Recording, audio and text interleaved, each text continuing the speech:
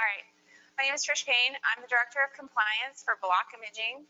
I've worked with Block for almost 15 years.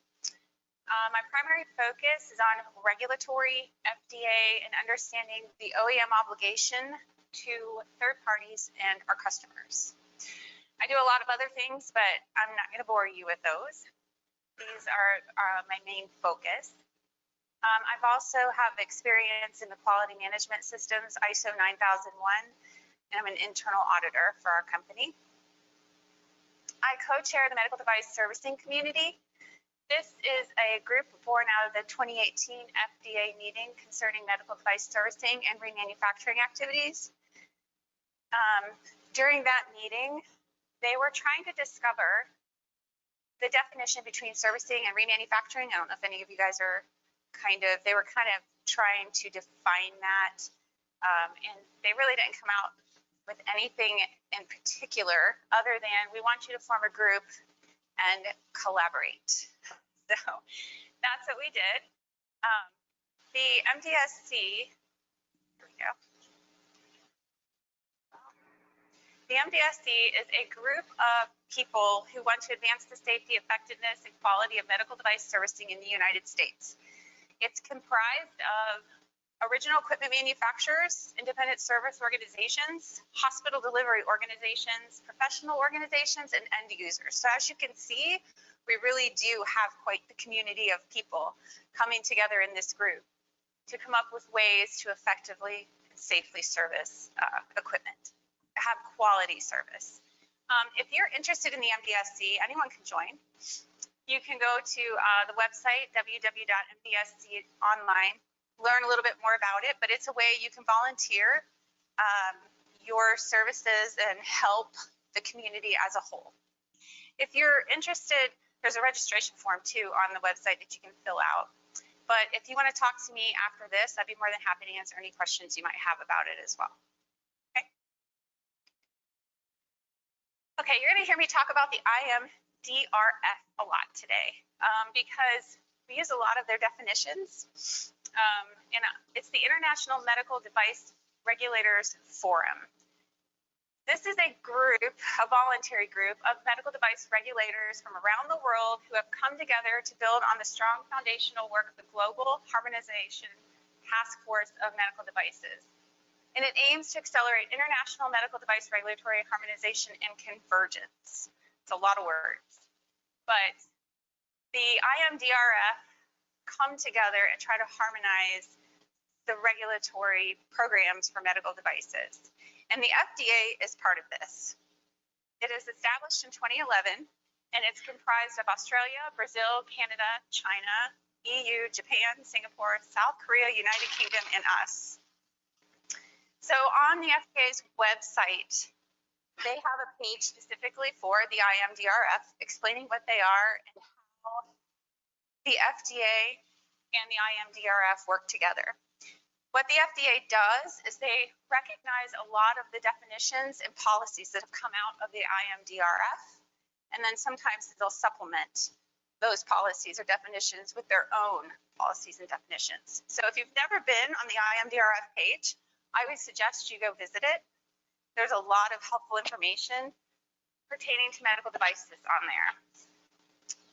Okay. So today we're talking about how to manage your end of support imaging equipment. I have to do a lot of talking up here. So when I ask questions, I'd love it if you guys would answer or participate, because I just don't want to hear my own voice the whole time.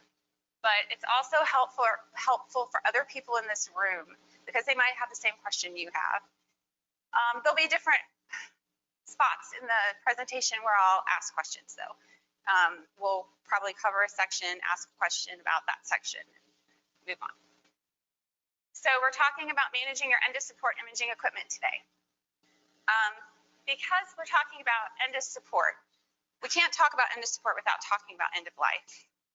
So we're going to start with end of life. How many of you have gotten an end of life letter similar to this from an OEM? Okay. So end of life sounds very dire, doesn't it? Well, in the medical industry, it is. There's end-of-life care, which that is where someone only has maybe 6 months to live, and they're planning end-of-life care for that person. Then there's end-of-life for medical imaging equipment or for biomed equipment. It's a lot less dire. I think sometimes the OEMs want you to think it's pretty dire, but what it simply means is that they aren't going to manufacture that equipment anymore. They're not going to make parts for that equipment anymore. They're essentially retiring that system. Doesn't mean you can't keep using it, right? So that's end of life. The IamDRF actually defines the end of life in this way. Life cycle stage of a product starting when the manufacturer no longer sells the product beyond its useful life as defined by the manufacturer, and the product has gone through a formal EOL process, including notification to users. So that letter you got, that was part of the EOL process, notifying you that the system is now end of life or is going to be end of life. Usually they send those letters out 12 months to 24 months ahead of time to give you time to plan what you're going to do. Because ideally, this is where you should be planning for your equipment, by the way. Not when you get the end of support letter, when you get the end of life letter. So, I wanted to back up a little bit here. It's interesting because in this definition, they talk about the product being beyond its useful life. That's another phrase that sounds pretty dire, right? Sounds like there's just no use for that equipment anymore. And that can be further from the truth. So when they talk about the products being beyond its useful life, it's a marketing tool. They're talking about their internal marketing of the system. The FDA has a small definition pertaining to useful life. It's found in the retention of records, like for medical tracking. And it talks about the useful life of a device is the time a device is in use or in distribution for use. That's it. So if you have a piece of equipment that you're running in your hospital, it's been running for a while, and you get an end of life letter, it still has useful life. It's still working. It's still fine. You know, it's not dead, so to speak. And just from a simplicity standpoint, just a foundational look at the total product life cycle, right? When the OEM introduces a piece of equipment into the market, you know, they go through the 510K pre-market approval process. They introduce that equipment into the market, and then it grows. They start pushing it and selling it. It's a maturity level where, okay, most people have the equipment. This is where kind of in the backside of that maturity level, you're going to get that end of life letter, because then the OEM has already started planning for the new product that's going to come out. And it's in the introduction phase of the total product life cycle. So they're trying to push the old equipment out, bring that new equipment in. Make sense? So you can start planning now, like I said. When you get an end of life letter, we're going to talk about end of support today, but when you get the end of life letter, I would actually start planning for your equipment then. Because when you get the end of life letter, essentially you know it's going to go end of support in 2 to 5 years or less, depends on the equipment. So you can start planning earlier. So does anybody have any questions about end of life and how end of life works? It's pretty simple. I mean, they're just not going to make it anymore, but you can still use it. They're still going to service it. They're still going to supply parts for it. They're just letting you know that that's slowly going to go away here soon. That's like a warning letter. All right. Then we have end of service. And this is an example of an end of service letter, end of service support. And these are scary letters to our hospital friends. We hear about these all the time. When they get these letters, it talks about, you know, not supporting your equipment at all anymore in any capacity, basically, right? How many of you have seen end of support letters? Okay, a lot more than end of life. So that's interesting. So visiting the product life cycle growth chart again, we see that at end of service, that's where it's being pushed out, right? End of service is over here in the decline. The new equipment's already probably in the growth area. They're pushing it really hard because they want people to buy the new stuff. It's not that the old stuff doesn't work anymore. They just want you to buy the new. So you've received an end of support letter. What are we going to do now? So we're going to break it down. We're going to talk about what end of support is, the actual definition of end of support. We're going to talk about could there be more devices approaching EOS that you should be planning for too? So if you get one letter about one piece of equipment, how many others are going to be end of support in your facility in the next year or so? And should you gather a plan for all of those at once? What options do you have? So the IMDRF defines the end of support as the life cycle stage of a product starting when the manufacturer terminates all service support activities, and service support does not extend beyond a certain date. Pretty simple. Basically, they're done. As of that date, they're done with that equipment. They're not going to service it anymore. No parts for it anymore. So the OEM is running low on parts for the device. They're not going to make any more parts for the device. They no longer have FSCs focused on the device. So in that total product life cycle, those FSCs that were working on the systems that's being pushed out, they're now being trained to work on the systems that are the new systems that are being brought in. So when that happens, there's less people to work on those end of support and legacy devices, right? The support will continue until specified date with best efforts. Best efforts can mean anything. I mean, they don't care about uptime at this. There's no guaranteed uptime at this point. No remote service. So if they're the only ones that can work on this equipment and you need it today, they're telling you they can't get to it for 2 weeks, you're kind of stuck. We'll talk about solutions to that problem in a bit. They won't extend service on an end of support product, especially if determined that the product is not safe. So we're going to talk about what it means for a product to not be safe. So medical devices that cannot be reasonably protected against current cybersecurity threats.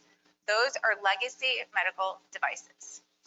So there's two things that will categorize a system as not safe. That means not physically safe or cybersecurity threat. So how big is cybersecurity, the topic of cybersecurity in your facilities right now? Big. Is it on the forefront? Is it the top 2, top 5? How concerned are your facilities about cybersecurity? Pretty concerned? Yeah.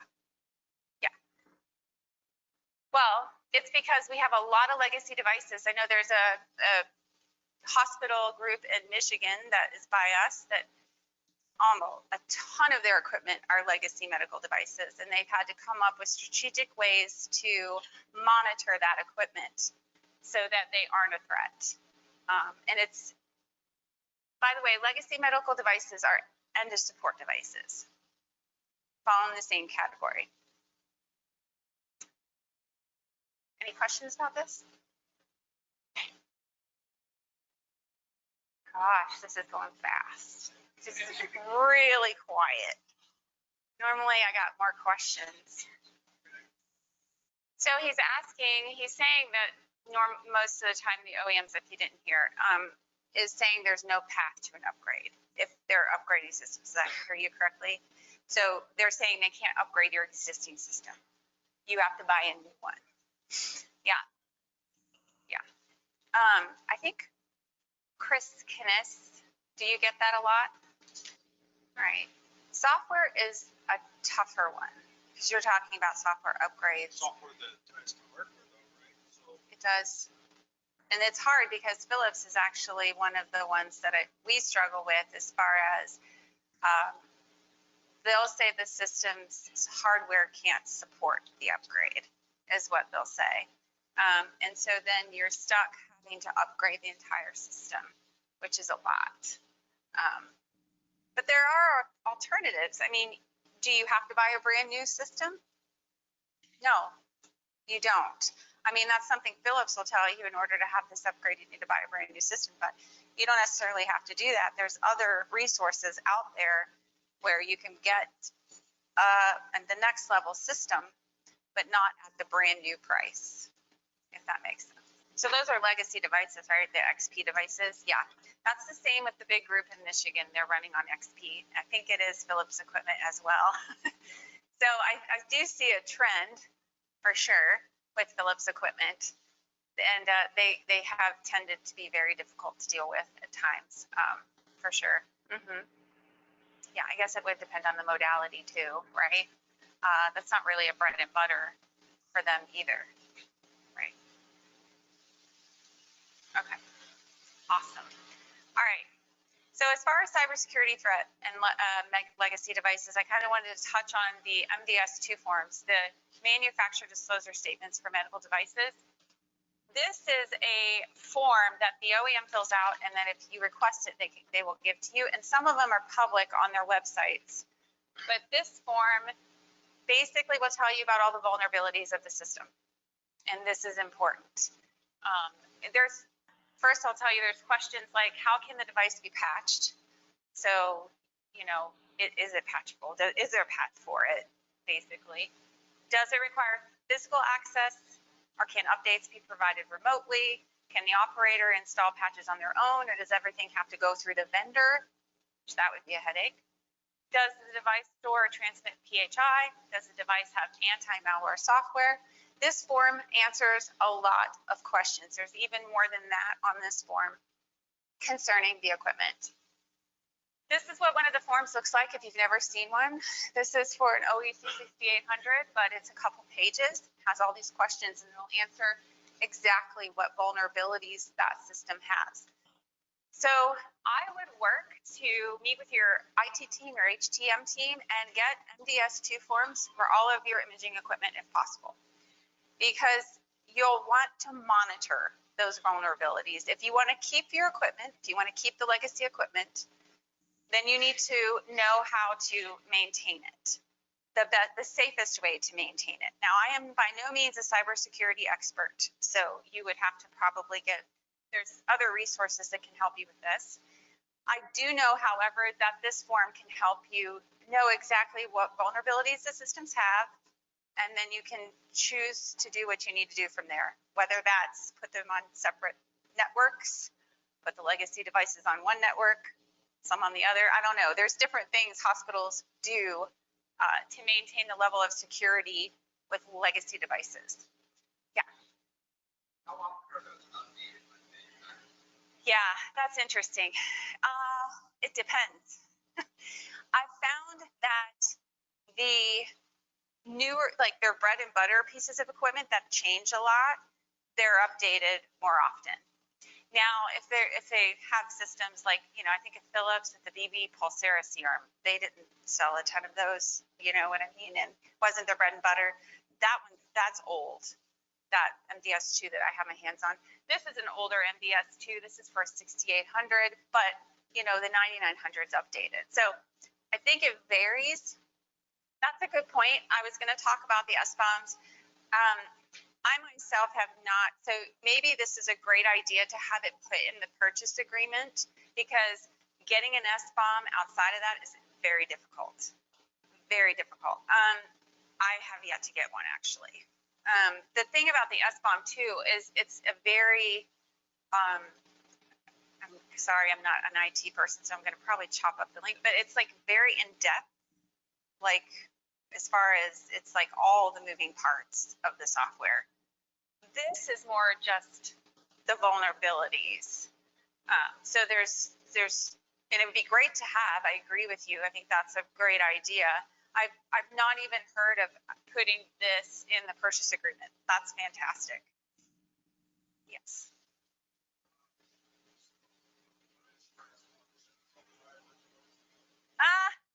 It's a software bill of materials. So it's basically a list of everything that makes up that software. It's like a diagram of the software, right? Yeah. Yeah. No, I agree with you entirely. I think her point is a great point if you're purchasing, but if you already have the equipment, and you haven't had a chance to do what she is saying they have done, then you can get these forms. I just think the SBOMs will be a lot more difficult. Not saying you probably can't get them. If you've made friends with your local FSC and it's under service with the OEM, they might be able to get their hands on it for you, you know? So, it's interesting she mentioned putting that in the purchase agreement because there's some resources up here that I want you to pay attention to. The HSCC Health Sector Council Supplement to Health Industry Cybersecurity Managing Legacy Technology Security. That website is that group is put out a white paper. It might be a published paper now, but there's a link to it. But it talks about what to put in your purchase agreements as far as legacy device, or excuse me, what to put in your agreement so that when they do become end of life, you're covered and you have what you need. So, and the principles and practices for the cybersecurity of legacy medical devices, that's another one the IamDRF has put out. That one's very good. The FDA has one that's kind of geared toward the 510K pre-market approval process. However, there are some gold nuggets in there if you want to go in there and read about that. So these are some resources that can help you with that as well. Okay. We talked about this. Oh, let me go back to the MDS2 as well. So GE is probably the easiest for me to get him from. They have a security website. You can get a login for the security website that they have, and then you can just search for your equipment and the MDS2 comes up. They also have a product security manual on some of their products, which is pretty cool. It has diagrams in it and everything. They've been very, very useful. And I think Siemens, if you're part of like the Team Play Fleet program that they have where you have all your equipment linked up, theirs are pretty easy to get to. All right. So could there be more end of service devices in your facility that you don't know about? Most likely. You know, I think about biomed. We're just starting to get into biomed and it kind of blows my mind. How many pieces of equipment are in a hospital at one given time, and that there could be like 100 injectors hiding in a closet that nobody knows about. That just blows my mind. But with imaging equipment, it's big metal. You can't really move it. So it is where it is, and it's a little bit easier to inventory. I would say it's probably a little harder if you've got hospitals everywhere, but you pretty much know where your CTs are, where your MRs are.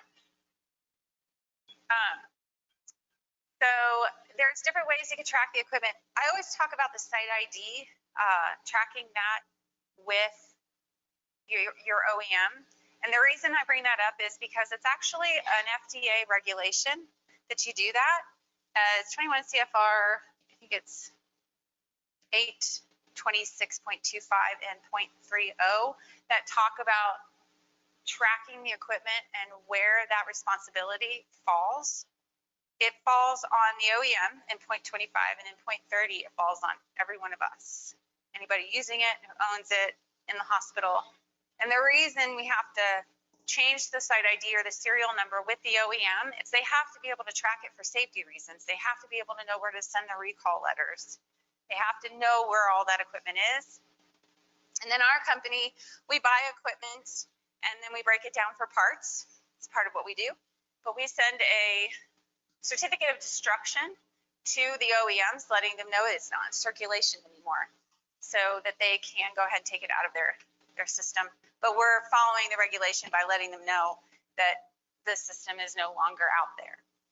So yeah, ECRI recalls, you want to keep up with your recalls on your system and tracking that. Inventory management company, you can hire inventory management companies to keep track of your equipment. Like I said, imaging is a little easier than biomed. Or you can have an internal role that's tracking all of that equipment, changing site IDs, making sure that you're meeting all the requirements for your equipment. So here's some things you can do if your equipment is end of service support. So don't procrastinate. Like I said, you actually should be starting when it's end of life versus when it's end of support, because you have more time to plan when you get the end of life letter than when you do when you have the end of support letter. A lot of people, since we're mentioning Philips, a lot of people are fallen into this trap recently with Philips. They've end of supported a lot of systems, big systems, and there's a lot of panic at some hospitals. So you're going to usually be told about it 12 to 24 months prior. I was talking to an OEM a few weeks ago who told me that they know well in advance, like more than 2 years usually, when something's going to go end of service. So like I said earlier, if you have friends with your local FSC and you can ask, it doesn't hurt to ask, do you know when this is going to go, when this is scheduled to go end of support? Just so you can have somewhat of a date. And if you have a 5-year contract with an OEM for service on the system, they end of support it after 3 years, make sure you get the contract prorated and you're being refunded for the 2 years you paid up front for. We have some hospitals that just didn't do that. And to me, that's throwing away money. So make sure you are getting your money back. All right, so you do an internal evaluation of the end of support equipment. We talked about this earlier. I was talking with some fellows about this earlier. Where is it in the preventative maintenance schedule? Have you been regularly maintaining that equipment? Is it up to where it needs to be? Is the system still meeting your expectations, your requirements? Is it able to do the case studies you want to do, or whatever it is your doctor wants to do, or an extra option part? And what do you want to be doing in a couple of years? And then you need to, and also, of course, current budget, future budget, and cuts. We all know hospital budgets are a big, it's a big thing. You have to know whether or not you got cuts coming down the line or what's going to happen to decide what you're going to do with your equipment. So you need to do an internal evaluation, and then you need to get a third party to do an external evaluation. A trusted third party to come in and evaluate the parts and service. And on average, you can save about 30 to 40% if you do this. They will shed light on if the equipment is dead, essentially. So it's good. Do vendors out there have parts for this system on their shelves? And some equipment, it might be no, they don't. There's no parts for it and hardly anyone who knows how to work on it. So that would answer your question right away. You probably need to get a different system. Are there parts on the market to support it? Is there service to support it? And how much longer do you have? So several weeks ago, we had a customer send us a spreadsheet that had a huge list of end of service equipment that's coming. It was biomed, it was imaging, it was a huge list. And our director of parts sales, I don't know what his title is, Chad, but he went through that entire spreadsheet and did an assessment on, yes, there'll be parts for this system for the next 5 years. There'll be parts for this system for the next 10 years. There will be parts for the system maybe for a year. He was able to do that on almost all of the imaging equipment, which is very, very helpful to the hospital, because then they can plan. And then service, we could probably do that on the service side, I'm assuming. Yep, he's shaking his head. So you would want to get an evaluation on the service side as well. How much longer do you think this equipment can be serviced in the field? So Block Imaging hired me to fight that. So, you almost need a person to fight that for you. When the equipment's end of life, you're right. You've got dongles and keys that you can get and still continue to make the equipment work and do what you need to do. When it comes to end of service support, and especially certain OEMs we've already named in here, they will cut you off at the knees. They will tell you that your dongle doesn't work anymore. They really can't do that for at least what they call a level 0 dongle, AIAT access. That's assemble, install, adjust, and test. That has to do with testing, calibrations, adjustments. You know, you still should be able to theoretically get those. And I have fought for those for our team, and we have gotten them for end of service equipment. What they will do, I've found recently with biomeds who have dongles for their equipment, they will just slide their level down to the bare minimum is what I've seen so far. I don't know what else others have seen in the industry, but that's kind of what I've seen. But you should still be able to service the equipment to a certain point. All right, yeah, and this is probably, I don't know. You probably have end of life or end of support equipment in your facilities right now that you don't know about, would be my guess.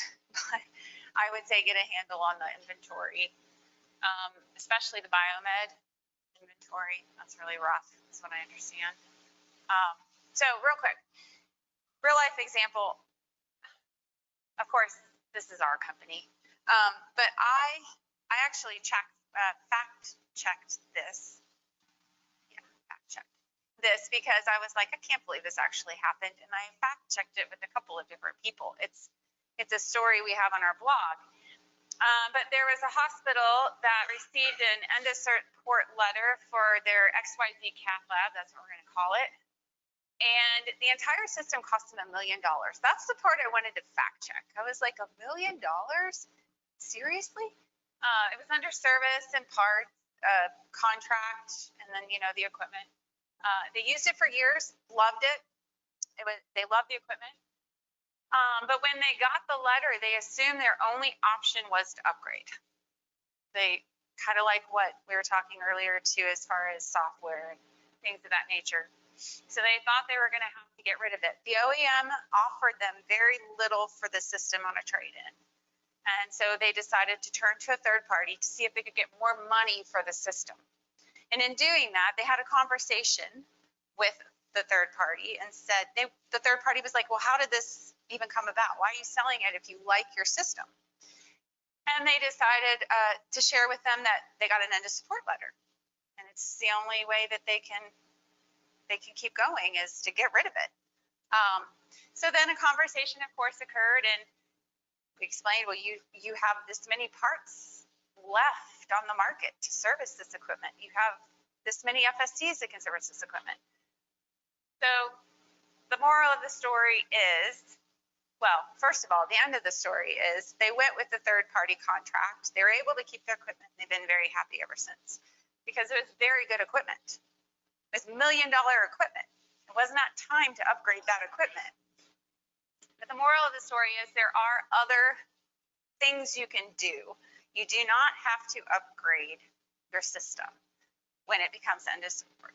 You need to do your research, vet your third parties, get a trusted third party, get an evaluation, and make sure you're doing the right thing for your hospital.